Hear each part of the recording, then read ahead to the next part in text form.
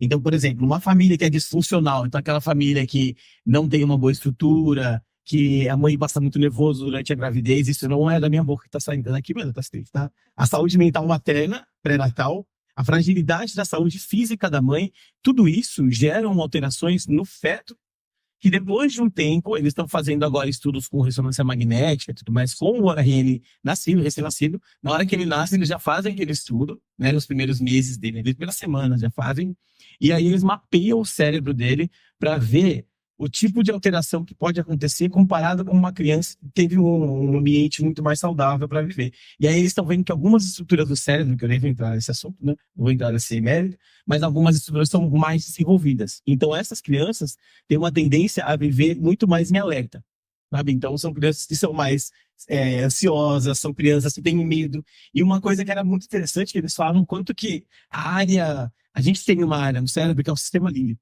que ele controla nossas emoções.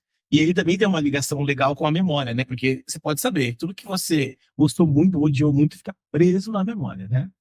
E essas crianças têm uma memória mais aguçada para coisas ruins.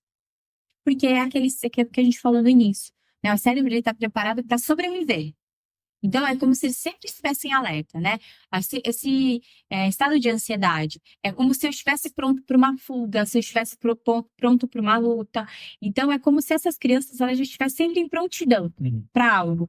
E aí, a memória ruim, ela também protege. É uma defesa de sobrevivência.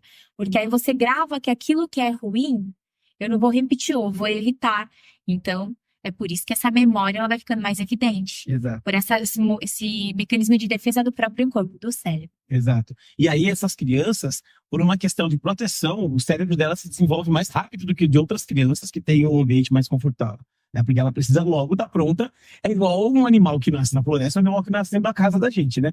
Mas se a gente fizesse uma reflexão, se a gente pegasse duas crianças da mesma faixa etária, de bairros diferentes, daqui da cidade de São Paulo, o comportamento, o jeito que elas lidam com com uma situação é muito diferente. Sim. Pela vivência de vida, né? Uma que talvez viva num bairro mais nobre da cidade de São Paulo, ela vai ter muito mais comportamento infantil, porque ela não precisou se preparar. Exato.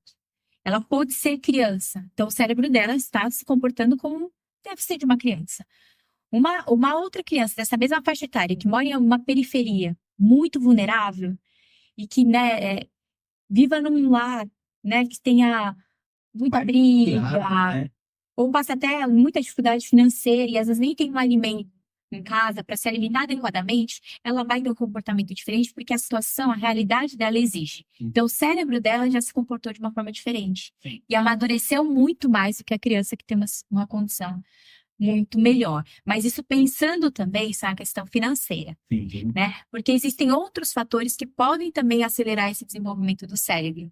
Que são os abusos, as violências, que isso não garante que vai acontecer só em lares humildes, né? Algumas coisas podem acontecer em outros lugares que ficam escondidos. Por isso que eles colocam vários, inclusive, são vários fatores, né? Tem um deles que é financeiro, tem outros que são mais psicológicos, tem a perturbação da mãe, né? Às vezes é uma mãe ricaça que está em depressão, plena depressão, antes do parto.